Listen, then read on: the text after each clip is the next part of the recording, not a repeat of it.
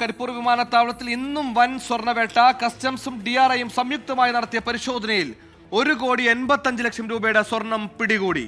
കസ്റ്റംസിനെ വെട്ടിച്ചു കടത്തി 235 ഗ്രാം സ്വർണം വിമാനത്താവളത്തിന് പുറത്ത് പോലീസും പിടികൂടി. ഒരു സ്ത്രീ ഉൾപ്പെടെ 4 യാത്രക്കാരാണ് സ്വർണവുമായി ഇന്ന് പിടിയിലായത്.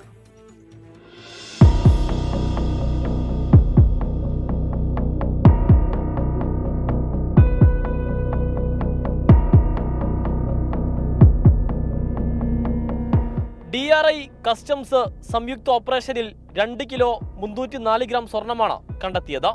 മലപ്പുറം മീനടത്തൂർ സ്വദേശി ഷിഹാബുദ്ദീൻ മൂത്തയടത്ത്, കണ്ണൂർ തളിപ്പറമ്പ് സ്വദേശി ആശ തോമസ്, കോഴിക്കോട് കല്ലാച്ചി സ്വദേശി ഹാരിസ് എന്നിവരാണ് സ്വർണം കടത്താൻ ശ്രമിച്ചത്.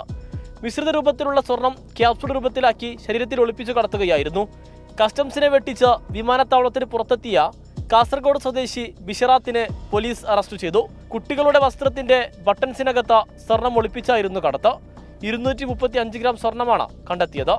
മലപ്പുറം ജില്ലാ പോലീസ് മേധാവി S. ശശിധരൻ ലഭിച്ച രഹസ്യവിവരത്തിന്റെ അടിസ്ഥാനത്തിലായിരുന്നു പരിശോധന. 24 മലപ്പുറം.